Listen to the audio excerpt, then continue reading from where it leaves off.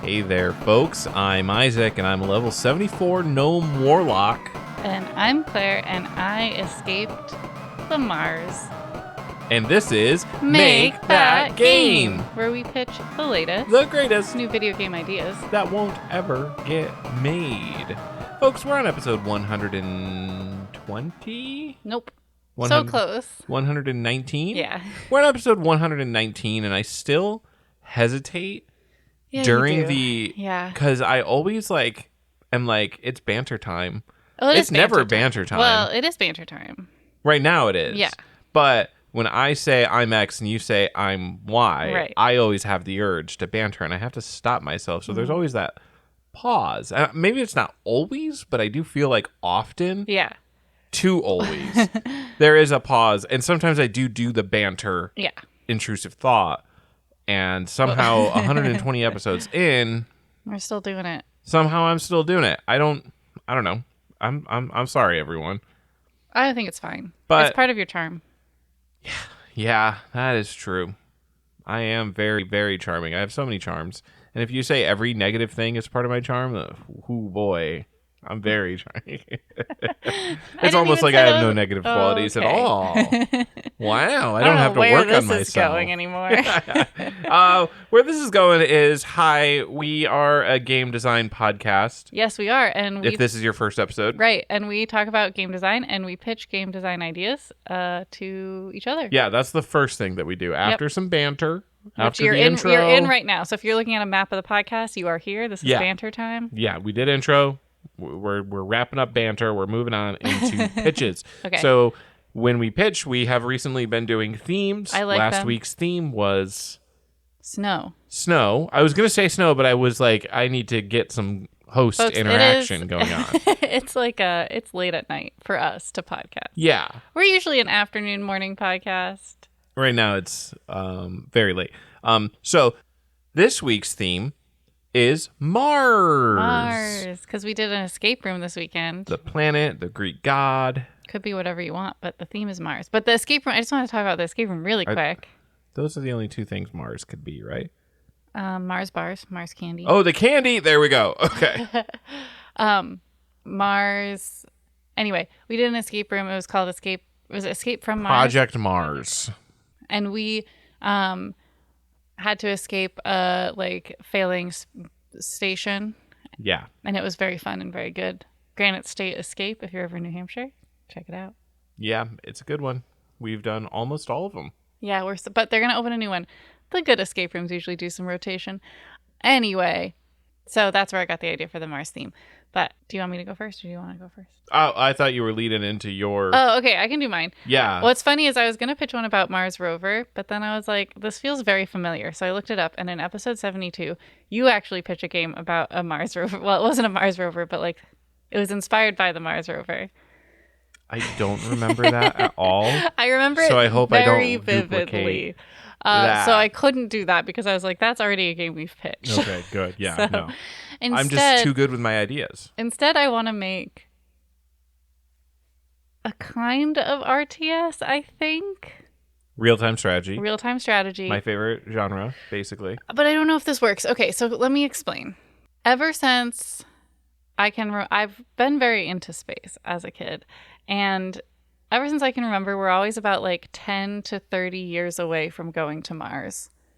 But we haven't yet. My whole life. Correct. So I looked it up, and there's over 60 plans that have been drafted since 1952 to go to Mars.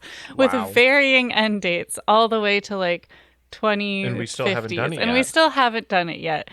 And so I was thinking, it's battle of the plans.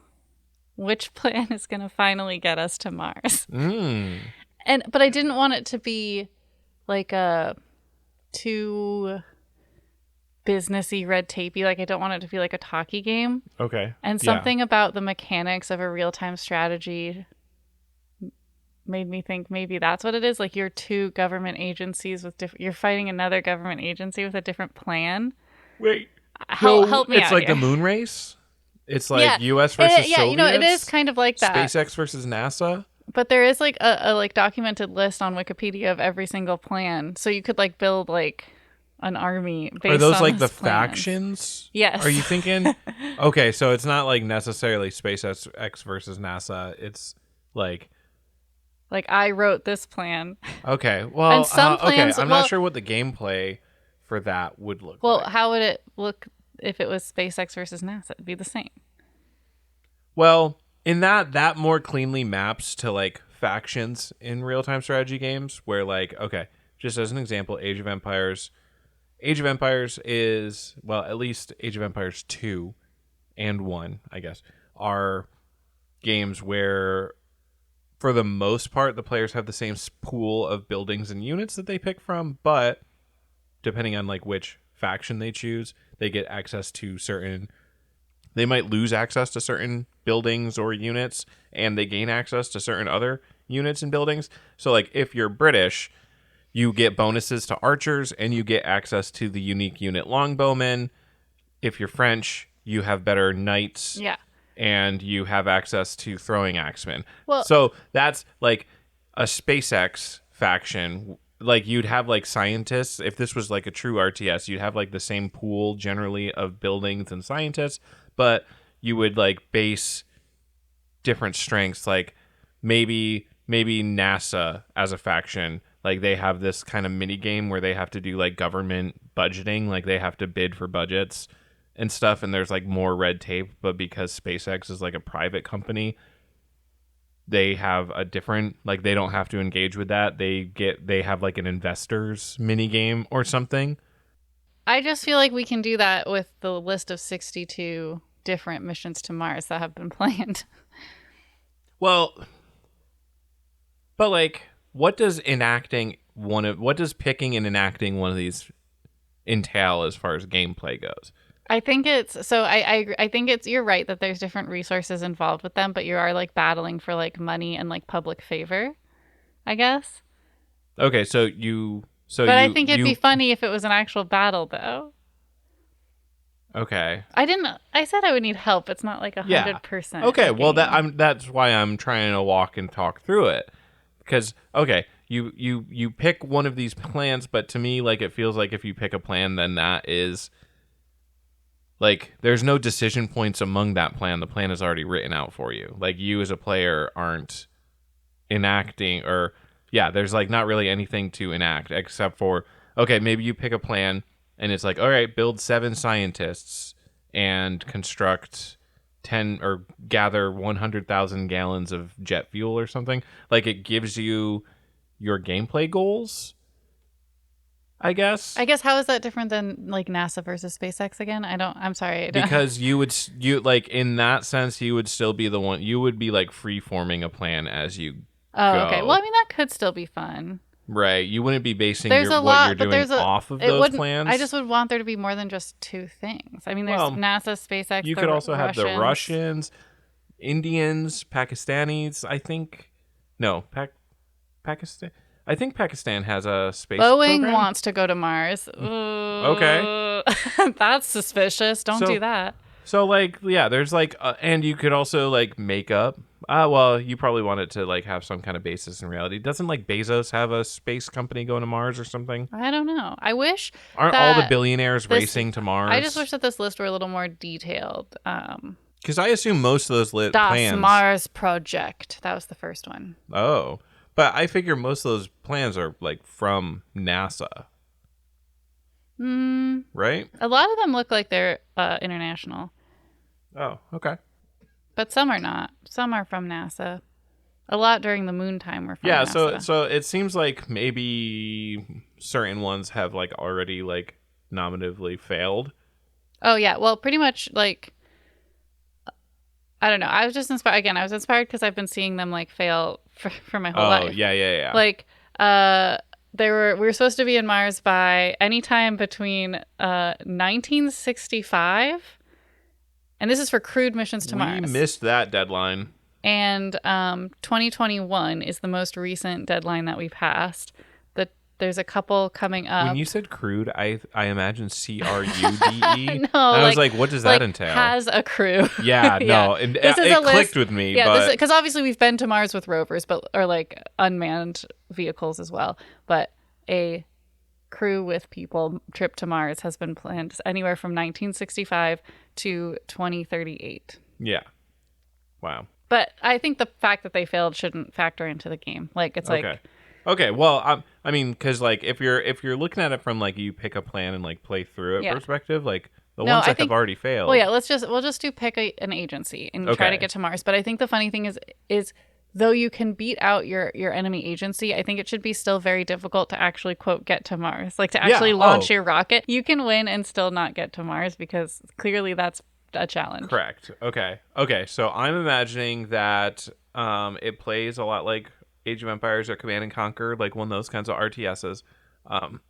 Granted, those are kind of different style of RTSs. Let's stick with Command and Conquer. Actually, I have less experience with that one, but there's resource gathering and different factions. Like that's going to be kind of one of the bigger differences. Maybe you have like two super factions, right? Government and private. Mm-hmm. So government have to play the red tape game and get money from their government. Private has to get their money from investors, and those are like different like mini games. So instead of like right clicking on a gold mine with a worker, you can hire, let's say, you hire like your base level of worker that like gets the money is what I don't know what you're talking.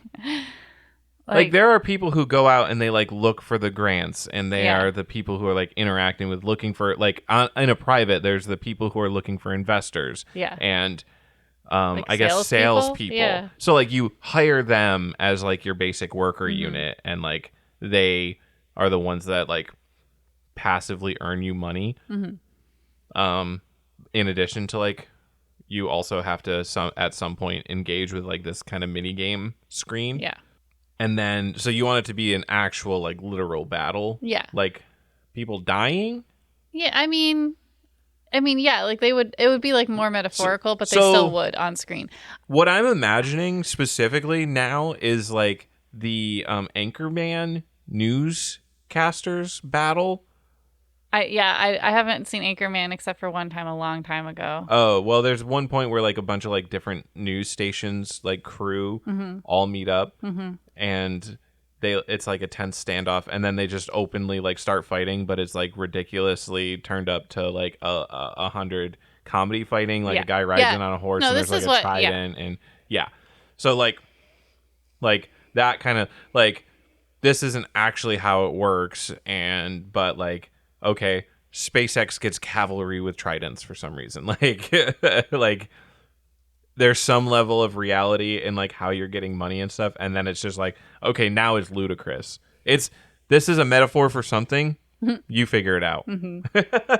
NASA has Pegasi. Who cares? They shoot lightning. We don't worry about it. Yeah, that's kind of what I imagined. But that's the game. Okay. I think we did it. All right, we got there. We got through it. We got from the basic idea to getting something the RTS playable into there. But yeah, that was my game. Okay. Now it's your turn. All right, Mars. my game is okay. Oh, did you come up with a name? I want to call it Mission to Mars, but I feel like that's something already. That's a million things already. Just call it Mission to Mars. Mission to Mars, an RTS extravaganza. Okay. All right. Yeah. My game, I didn't come up with a name because I always forget that I need to come up with a name. I just come up with mechanics, folks. So this is a survival first-person shooter. Oh boy, you're on a survival kick. Yeah. So I guess not in that kind of survival. Oh, okay. Sorry. I'm not talking about you are picking up sticks and turning them into hammers and stuff. I'm not talking about like Valheim or Rust or anything like that. I'm talking about like waves of enemies will be coming at you and you need to survive a certain amount of time because I don't know if you've seen the articles about the Mars spiders. The spiders on Mars. I haven't. Can you tell me more? They've had space pictures of spiders on Mars. Do they really? They're not real spiders, but they like look like spiders. And I forgot to look up if this was accurate before the podcast, but my impression based on the articles that I read, and I first saw this months ago, but I recently started seeing more articles about it again. So months ago, my impression of what this actually was like ice formations, like something to do with ice under the surface of Mars made these spider-like patterns. Like this? No. No. My co-host just showed me an image that you can't see, viewer. But it was a gray background like with some this. cracks. Yes, That one, okay. exactly. Yes, Literally looks like an incredible amount of spiders. yes.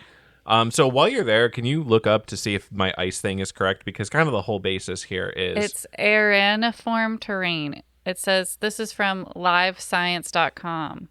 From space, areniform terrain looks like hundreds of spiders running across the red planet's surface. okay.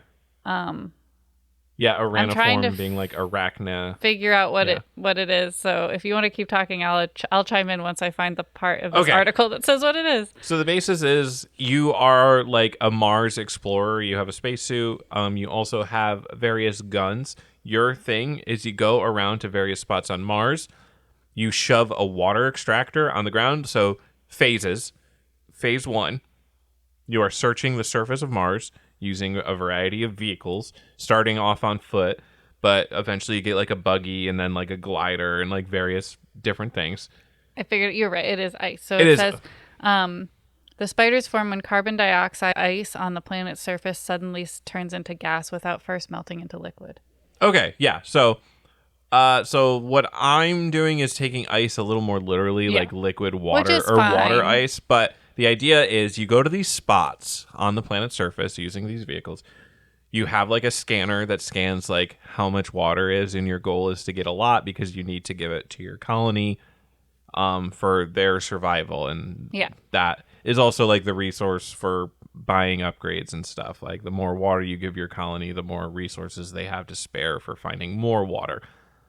When you find a high water spot, you place the extractor, and then spiders start bursting up out of the ground and attacking you, trying to destroy the extractor. Yeah. And you have to use your guns and skills and traps and everything that you've acquired to hold off wave after wave of these spiders. And this can be multiplayer. This could be co-op. You could have a bunch of friends doing this That against sounds like fun. strong waves of spiders. It's kind of reminiscent of Plague Tale a little bit. Except you don't fight the rats. Yes. But Plague I Tale, picture yeah. the images similar of Plague- the spiders just showing up. I was imagining much bigger spiders, so I was okay, imagining okay. more like Starship Troopers, the movie, kind of, where they have like large arachnids that are like bigger than people in large swarms. It's weird that you went with Starship Troopers instead of Lord of the Rings. Is that not what you...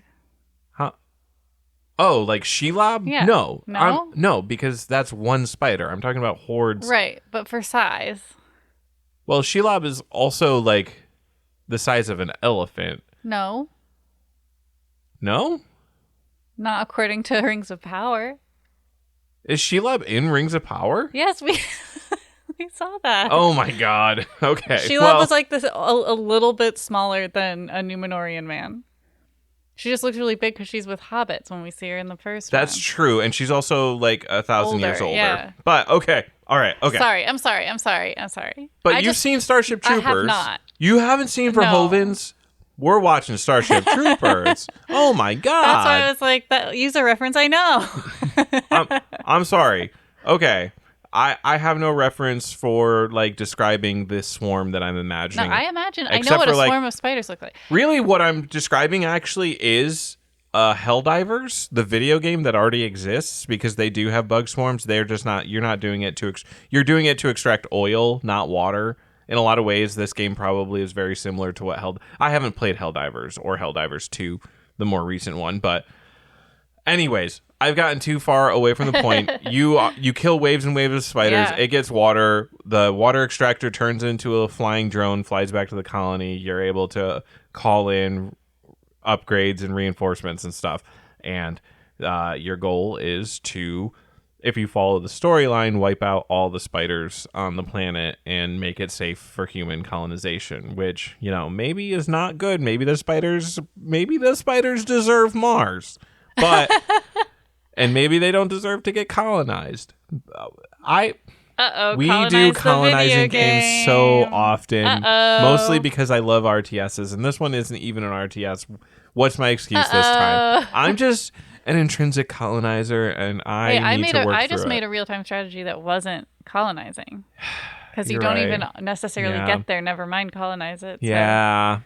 Anyways, that's my game idea. That's your game idea. Oh, discussion that we're doing. Yep. I have done World of Warcraft again. Yes. I have fallen back into my heinous ways. What was the thing that inspired you to do so? Well, I remember now. What? You said it was watching Mythic Quest, and you saw screenshots from it, and that made you yearn for it. The two things. Watching Mythic Quest has made me go, because their version of what an MMO is, even though it's nothing like an actual MMO, it's made me think, oh yeah, well, World of Warcraft though. And also I've been watching a streamer called Grubby, who mostly plays Warcraft 3, but he has recently gotten into a content guild. So a bunch of content creators have made a single guild in what's called Hardcore Classic. So it's like World of Warcraft as it originally released. So without you told any of the you told me expansions. about the hardcore, yeah. And hardcore means when their characters die, they die permanently. Yeah, if you die in the game, you die in real life. And so that has got me pretty excited. Yeah, exactly. And so like there's a ton of content creators, so it's like 40 people all streaming their own things, like doing raids and like paying attention to their chat and then dying, and it's fun. And anyways, I have been playing World of Warcraft. I have not been playing Hardcore Classic though. I haven't made that character yet. I've just dipped my toes back into it. And so the difference between what I'm used to, which would be considered classic, I stopped playing like 4 expansions in. It is now like 10 expansions in. The game has changed so wildly, and it's one of those things where like, yeah, it changed a lot like from classic to like where I stopped playing, but because I was like actively playing during that time, it wasn't that big of a jump, but like the whole jump all at once, enormous. And I don't really have like a way to kind of cohesively tie this into a game design concept, but what I think I have like a very high level idea that maybe I can develop into more of a thesis, right? And what I've been feeling as I've been playing Retail, which is like up to date, newest expansion and all that. Retail? Yeah, Retail. That's what they call it in the community. There's Classic, which is like the intentionally like held back. This is like a different server, and it doesn't have like any of the expansions or like gameplay changes or anything that have happened over the 2 decades this game has been out. I don't think it's been 2 decades. So is it Retail like you could buy it in the store? Yeah. Okay. Like the version that you buy from the store is called Retail, and like the I am going to play the old school version is Classic. Got it. So Classic is you.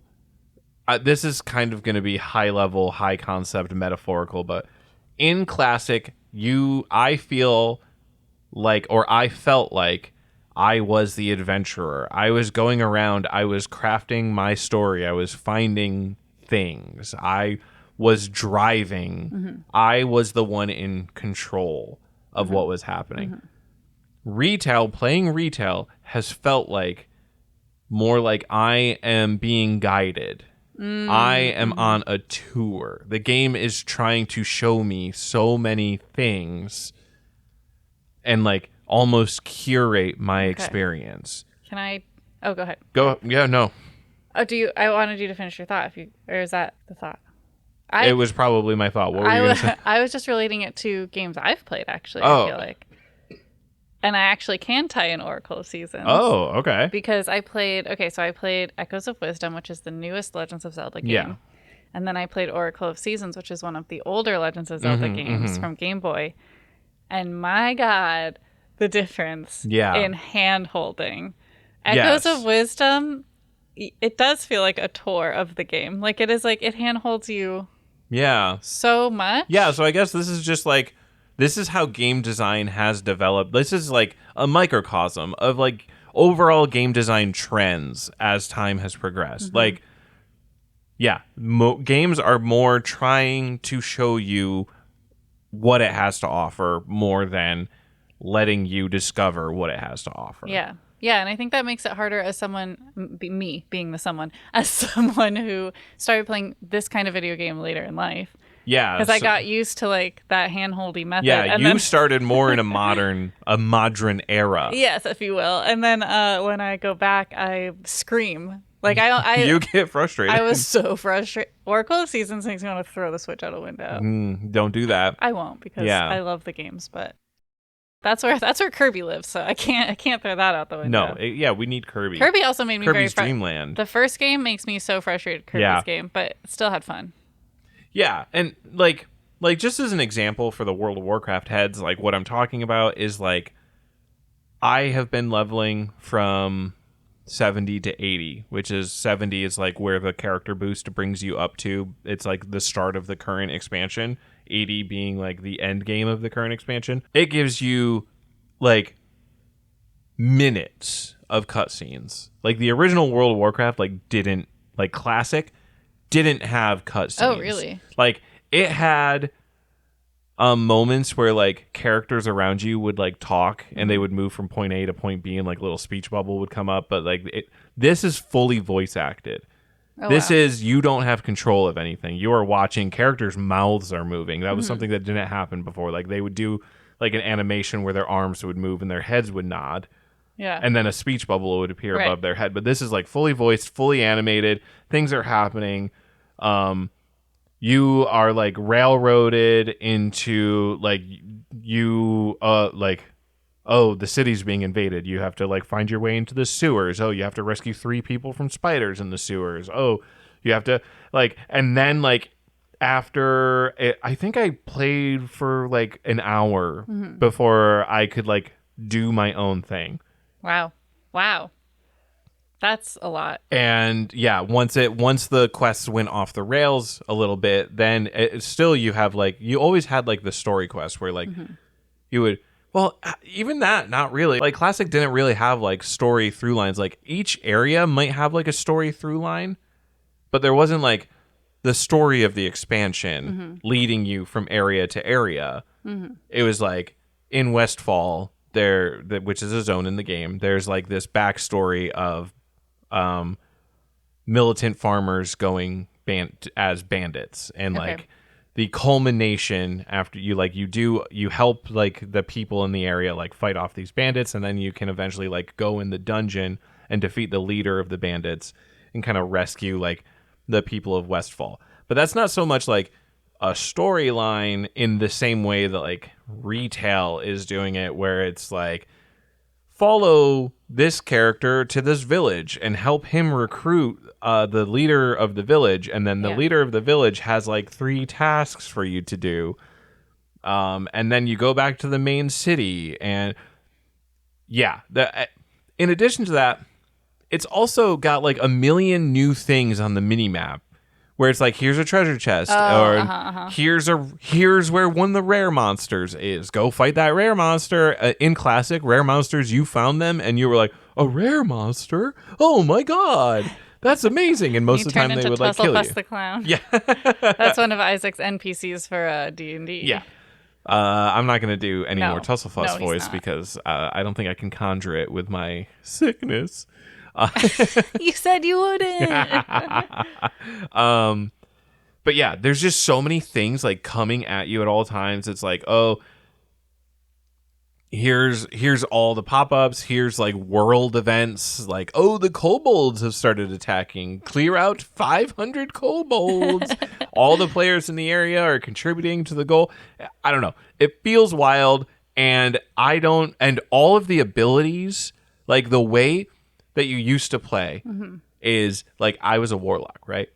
So I would be like, I put down corruption, which is like a damage over time spell. I put down curse of agony, another damage over time spell. And I'm like, shadow bolt, shadow bolt, shadow bolt. Oh, and they're taking the damage as you like. Yeah. And like, then when I switched, like that was as a demonologist, right? And then I would switch to like destruction. which is a different like character specialization, and like it would be like, okay, you use immolation, which is a damage and damage over time, and then while they're immolated, you can cast like conflagrate. So you would be like casting immolation, you would just repeatedly cast conflagrate, and then when immolation ran out, you would cast it again, and then you would just go back to conflagrate. Like that was how like the game played. It's a little bit more complicated than that, but at a base level, like that's kind of how it was. With this, I'm like, I use my Shadow Bolt, but like every once in a while, like one of my abilities will like light up, and it's like, now you can use it for free, and you'll do extra damage. Yeah. And like that feels like it's guiding me. Well, that's right? kind of like my feels like a complaint. tour guide. Yeah, well, going back to Echoes of Wisdom, it's like how everything that you can copy glows before you copy it. Yeah, it's like making it so obvious. Yeah, and it's like it would be more fun if you had to guess and try new things. Like that would be more fun. Yeah. And like I just have like random, because I'm such a high level character and I didn't level my way to that high level, so they have like additional like class features that have been added to my character. And there's so much like stuff going on in addition to like when it's like flashing abilities, like it's time to use this one, dork, it's time to use this one. And then I'm also like supposed to juggle like, okay, I've got 5 soul shards, so now if I do this ability, it'll summon 3 imps, and then if I sacrifice 2 imps to gain another soul shard and a damage boost to my next Shadow Bolt, then I can Mortal Coil, and then it'll summon another demon, and then I can summon Dreadstalkers, and they'll last for 12 seconds, and then I can summon a Doom Lord. And it's like so much stuff is happening. I don't feel like I'm actually doing like combat. I just feel like I am mashing buttons effectively. I will say when I watched you play, that's how it felt. Yeah, but I didn't say it because I was like, he's probably doing more than I think. But no, maybe not. I'm pressing the buttons when they tell me to, and then like every once in a while I'll be like, oh yeah, I've got like 5 soul stones, so I should probably use Hand of Gul'dan right now, and like okay, I've got 9 imps, so I should probably sacrifice them all to do a ton of burst damage. That's like, okay. So I just want to go back. I want to play classic is really what it is. I mean, that's you can, where right? I'm going you still with can, this. Right? Yes, I can. I can go back and I play classic. I can just use Shadow Bolt repeatedly and not have all these like flashy pop-ups telling me to use a new ability or whatever. Okay, I do want to ask though, is this because I said I noticed it too, and like in other games, is this us being like curmudgeons, like we're like, oh, kids these days have it so easy with their light up video games, or is there like an actual thing going on here? I think it is. So I think it's twofold. I think a lot of the things that I'm kind of talking about, like the especially tour guidey things, are all like kind of accessibility options. I think it telling you, hey, there's a rare guy here. Yeah. Do something about that. Hey, here's a cool treasure chest that like has a special quest associated to it. Accessibility. Guiding you on like a storied quest line with like acting and stuff, that is like upping the production value. That is being more like a single player RPG experience. It's trying to cater to more people. Yeah. Be more accessible. I will say accessibility is great, but you had a good word in there, which was options. So you can like usually with accessibility features, you turn them on and off based on what you need. I think that I probably could. Oh, really? So World of Warcraft, if there's not explicitly options for like, hey, I don't care about rares. If there's not, there's probably a mod that you can download that someone else has made, because they have such a flexible UI that you can mod so much features into. So like a person who raids, who does like high level end game content with other players, they have like mods that even back when I played, I would have mods that would kind of do this tour guidey thing for like boss monsters, where it would be like the boss is using this ability with a big flash to make sure that like you know that this is happening so that you can act appropriately. And sometimes they'll like tell you exactly what to do. Like, this boss is using his kill move, stand in the corner. And this is like incorporating it into the game. And I'm basically what I'm saying is the mods are so flexible that I'm sure that there's the ability to also take things out of the game. Well, then I think that's fine. This is accessibility, and the reason why there's so many wild abilities happening and there's so many things to track is also an evolution of the gameplay. Like, I will be honest, it is pretty boring to just sit there and use one spell repeatedly. I was gonna say tapping that. it is what I know, what I'm familiar with, what I'm comfortable, but these game mechanics have evolved because as people have played this game over the course of 20 years, they have It's a long needed to game. create more in-depth mechanics to keep their attention and interest, because these people who have played 900,000 hours of just pressing Shadow Bolt over and over again, they need a little bit more going on for them to play the next 900,000 hours. They're not just going to sit there and press Shadow Bolt for their entire lives like I would. I am completely okay with pressing Shadow Bolt for my entire life. That's all I need. I don't need to manage Soul Shards and Wild Imps and Dreadstalkers and Skull of Gul'dan or whatever the heck is going on, you know? Yeah. I just need to spam Shadow Bolts until I'm out of mana, and then I use a mana potion, and I use more Shadow Bolts. You're a simple man. I'm a simple man with a simple plan. Cast Shadow Bolt. But, so, like, the actual game design point that I guess we can take away from here, accessibility, as always, is good. We love it. Long-form, long-term, like, live service games like MMOs are going to need to change and evolve and gain depth over time as people mature with the game. They are going to need more things happening to keep their attention. And like World of Warcraft, when it first came out, it was like the biggest MMO. Like there was EverQuest before it and like Final Fantasy 11, but like they were still such a new concept that they could be super bare bones, and it still drew people in, and just the novelty of it. But now that we're 20 years into World of Warcraft, that novelty of MMOs, there is 10 million MMOs that you can play. 10 million. 10 million. Wow, that's a lot of MMOs that you can play. Toontown. No, Toontown. Toontown ended, so you can't play that anymore. But it was one. RIP, private server. But yeah, you got to... the novelty of Classic is the fact that 15 years after they got stepped away from Classic, they were like, oh yeah, you can play this again. And people, like, it's the nostalgia. It is literally the same thing as people going back and playing Super Nintendo. Well, it's like the Sims. So Sims turned 25 recently. And did Sims 2. Yeah, they re-released Sims 1 and Sims 2.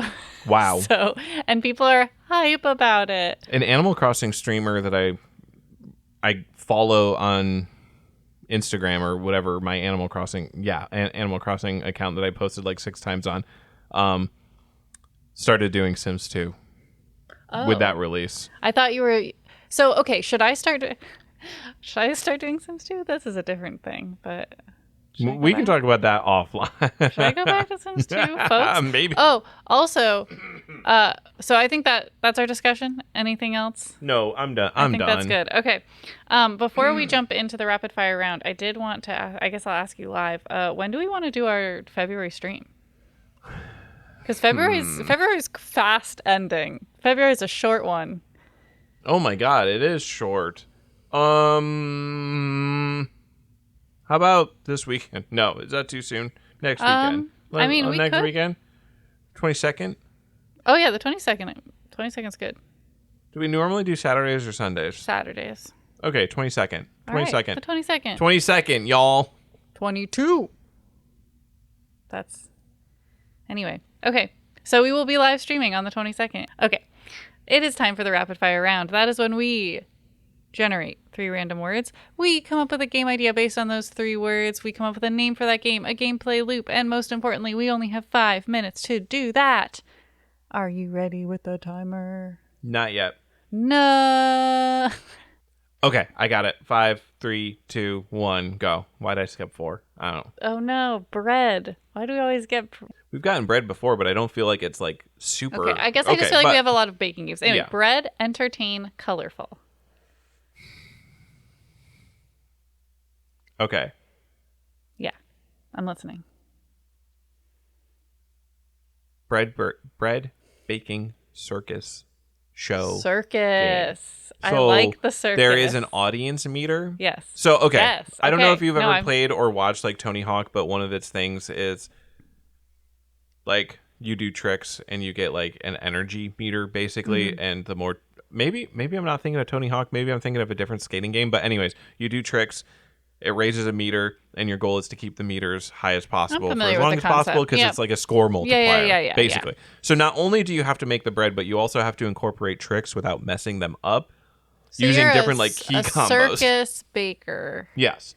And you're trying to wow the audience with like your extravagant tricks. Oh, this is what I was, because I think like Rock Band and Guitar Hero have a similar like. Oh yeah, the more that you execute the notes correctly, right, the better. So is this bar. going to be more of a rhythm kind of baking game? Maybe? So I wasn't necessarily thinking that, but I was thinking that there was like certain key combos that you could do to like knead bread in cool ways, but maybe it makes sense as a rhythm game. Maybe I didn't really envision it as, because I guess it's hard for me to say like, but I haven't played like a Tony Hawk. But if it's not a rhythm game, you're just doing it. How does it like? What's the loop? I guess. Yeah. So like, and also what's colorful? We haven't gotten there yet. Okay, I cheated. That's like the circus. Like I thought the circus would entertain. I think maybe part of it is that you can color your bread in lots of cool designs. Oh, and maybe that's one way to like generate audience interest. Right. Is by adding cool colors and stuff to the bread. And so the gameplay loop that I was imagining was kind of like if you remember Overcooked from the Yes Chef speedrun showcase. Yes. Kind of gathering ingredients and bringing them to different areas, but like as you're carrying them around, you can do things like juggle them. So would there be like a menu that you have to make? Like I'm just seeing like what's the motivation for me to do what I'm doing? What is it like make this many breads? Because that's like what Overcooked is. Overcooked has like make these many things. Or because if it's a rhythm game, it's just like get to the end of this segment. That's where I'm trying to find the motivation. I'm thinking maybe you are like the snack stand of the circus, but but then you're also like a show yourself within the circus. Okay. So the motivation there are can customers. Be like money. The motivation is like money, so the entertainment multiplier, that's like tips. Got it. Okay, there you go. Now we got to name it. Right? I think we did it. Yeah. And I feel like bread and circus is like the obvious thing. It's not fun enough though, which is why I'm like hesitant to go with that. It's a little okay, let's Big Top Loaf time. Big top loaf. Big Top Loaf. I'm thinking that maybe bread isn't like the only thing. Okay. Like there's Big Top Bakery. Like bread is just a thing. Big Top Bakery. Tent and Wonder. Can we incorporate like patisserie and pagliacci together in some way? Can we do that? Is that patisliacci? Pastrigliacci. But doctor, I am pastrigliacci. Yeah, no, that's okay. Pastrigliacci with 34 seconds left. Okay, are you ready for the next 3 words? No. In 3, 2, 1, go. Smooth, helpless, traction. Okay, smooth and helpless are like opposite. Smooth and traction is also opposite. Well, smooth and helpless, like smooth-brained or like a smooth little baby. Okay, all right. I was thinking like, because like if someone's you're like thinking smooth, like a smooth operator. Yeah, but exactly. I was like physically smooth, small baby. Okay, traction. Okay, so you are a small baby. You are okay. That gets us all 3, and you need to climb things like climb ramps. You're like a crawling baby, but that requires you to find items to help you get traction as you are going up increasingly so you steep. Just play a baby that's crawling, right? Like it's like first person baby. Yeah. So in my head, I'm thinking like Line Rider. I don't know that one. Oh, okay. No, well, okay. Don't know where to go from there. Is it like the snowman game I showed you where you draw the path? Maybe. Or Santa game. I think that Santa game was Line Rider, yeah. Oh, okay. Then I know it. Okay. But But instead of like drawing the path, I imagine you being as the line rider itself. But I'm Okay. realizing that doesn't make sense. I don't know how I'm getting traction into this. I like the idea of playing as a baby Yeah. because that covers smooth and helpless. And you could even be like a baby animal of some sort. Yes. Just well, so that it's not too weird. I like the idea of the ramps and traction and stuff, but like I don't know What how to if we go incorporate back that to the into a circuit? plane. Tell me No? more. You are a smooth baby in the circus, and you have to climb ramps to train to be a cool But like, circus act. what's the gameplay of climbing? Like, what I'm Why having is trouble. it hard to climb ramps? Yeah, Okay, what wait, I'm having what trouble if with. the ramps are also smooth? So you're slipping around. Right, but like, how do you overcome that? Is where I'm You gotta, getting like you were stuck. saying, you gotta find items like sticky paws. Okay. Different ramps have different textures, and you need different items Oh. to get up them. So, okay. Maybe we make it simple. You have like color-coded ramps to like determine, like to say what texture they are. So like blue ramps, you need the sticky paws, and those are blue. And then red ramps, you need Velcro. Yeah, whatever. Boom. Crampons. Okay, so it's kind of every level is like a mini Metroidvania where it's basically the goal is to find like the various traction gaining items so that you can completely progress through. And Oh, cool. Okay.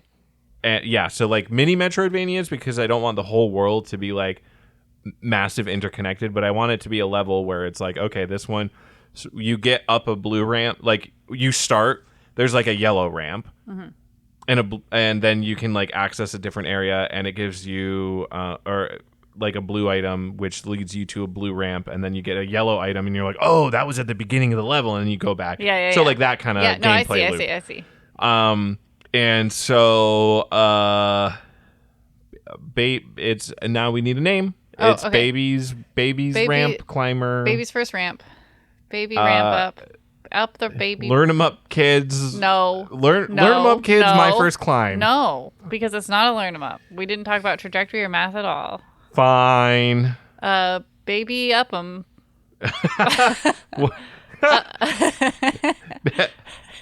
Yep. Baby up 'em. 57 seconds left. Baby up 'em. Oh wow, you had time to negate No, that. I know, but I know a perfect name when I hear one. Baby Upham is undefeatable. We're never gonna beat Baby Upham. Okay, all right. Well, there you go. We're on to our final rapid fire 3 words of the show today. Are you ready? No. Wow. Okay. 3. Usually you're faster than me. No, but I am not today. So 3, 2, 1, go. Pepper, decoration, craftsman. Pepper, Pepper. decoration, and craftsman. That's a give me. Those are tied together. Pepper. What? So you carve pepper lanterns, pepper jack-o'-lanterns. So pepper could also be like you pepper something in. You're peppering it about. Okay, so you make a bunch of like little knickknacks, right? You're It's a like a craftsman. whittling mini game. Okay. You whittle a bunch of like little totems. And you hide them in people's houses. And you hide them in people's houses. And there's got to be an and. And What happens after you hide them in people's houses? it's an asynchronous game. Other players log in and see if they can find the little I'm nodding. knickknacks. I'm laughing and nodding. Yeah. So but like when you whittle, you can whittle unique items. So like you just have little houses you curate, but then people can like break into your house and they leave things, and then you have a lot of knickknacks also, and you have to figure out which ones are yours? which ones are yours, and also like find the person who left them. Because, okay, so in Dark Souls, It's an MMO. in Dark Souls, you could join different covens. One of the covens was, I forget what it was called, but the entire thing was you would curse another player's world. Oh wow, okay. And the longer they stayed cursed, the more powerful enemies would become in their world. So in order to break the curse, I believe that they had to kill you. So your goal was to like... I can't remember if you summoned an item into their world that they had to find and kill, or if they just had to kill you. But basically, enemies would get super strong, and so they would be encouraged to like this was like one of the PvP mechanics. Like they would have to hunt you down and defeat you or the item or the character that you spawned in their world or whatever. That's what I'm imagining this is. So like the longer your items are in their house, the worse it is for them as a player. So they are incentivized to do. But I don't know if this is like a straight up like there is like an action combat system in addition to like whittling. No, I think it's just you have to try to return the item to the proper person. So like people are constantly dropping items off and returning them at the same. So that's why it's confusing, and it's just like it's fun. It's just supposed to be fun. Okay. All right. Okay. So you've got a bunch of player owned houses you can go into, you can break into, hopefully while they're not there. And maybe certain knickknacks can do certain things in it like that interact with players. Like you can like set off an alarm that will tell you that someone has broken into your house, right? If they get like within range of like this certain totem. So like you also have to be paying attention to like what totems are around the house. And I'm just using totem and knickknack interchangeably. Like I'm not talking about like carving totem poles, but like any little carved figure is a totem to me. So like I think a totem is a specific thing. And also this is, by the way, a VR game where you whittle with your actual hands. Obviously. I don't know. I know that people knew that already, but I did want to spell it out for the 4-year-old. No, it's good to say it out loud. Who's listening. Because the 4-year-old doesn't have a big enough brain yet. Okay, so... You're welcome, 4-year-old. I mean, I do think it's VR the whole... You know, like you're creeping into someone's house, you're in the VR. But okay, so it's called... Whittling with your hands. It's called... Whittlin' Gimlin. My Whittle House. My Whittle House? I don't think we can go with that one, but I want to. Okay. I can't come up with anything better, but like it's good, but it's bad, you know? I do know. Yeah, you get it. So no, okay. I get it, but I don't know if I can come up with anything better. Once I said it, that might just be the last idea. I'm so distracted by My Whittle House. This is... I mean, I do think it captures the whimsy that I'm trying to evoke with this game. Yeah. And like you have to have like you're curating your house has to be part of the game. That's true, because you need to know intimately what's in your house, each thing. It's do we have to go with My Whittle House? No, you can pick another name. That's the name that came out of my heart. No, and soul. It's My Whittle House. This is our tummy buddy life moment. with 10 seconds left on the clock. My Whittle House. I don't know. I don't think My Whittle House. You don't like it? I like it. That's the thing. I like it. I don't really. Yeah.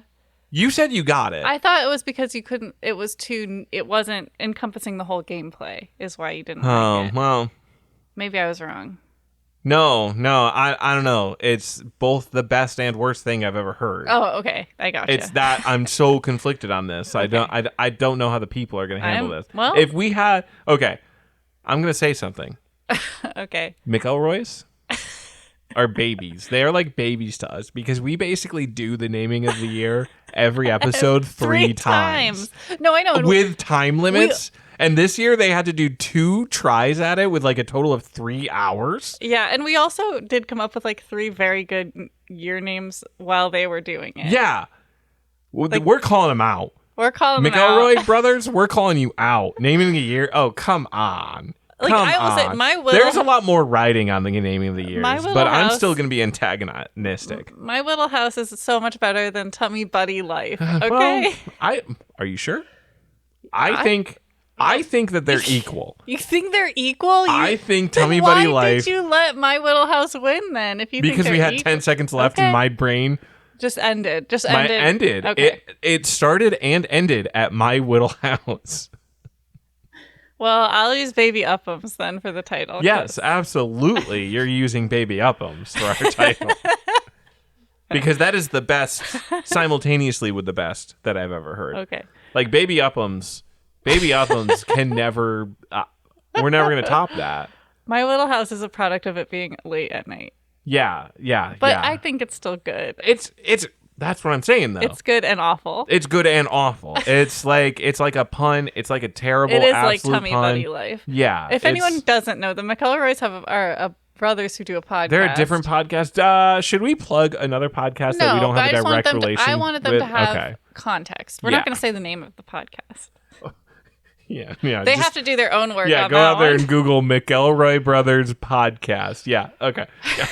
Anyway, what you can do instead is give us a rating and review on iTunes or any other platform you listen to. You can sign up for our newsletter by going to makethatgame.com. Yes, please do. Best website. Makethatgame.com. Sign up for our newsletter. It's monthly, so we're not going to spam you, and it will The My hopefully Whittle be fun. House of websites. Oh boy, it is simultaneously the best and the worst website. You're right. You're correct. You can also email us, makethatgamepodcast@gmail.com. Let us know how you feel about the name My Whittle House. Are you pro? Are you against? Don't email us about My Whittle House. You can find us on social media at MakeThatGamePod. You can find us on Blue Sky, makethatgame.bsky.social. You can, I think that's everything. So if you heard a game today that you want to play tomorrow, the only way you're going to be able to do that is if you get out there and make that game.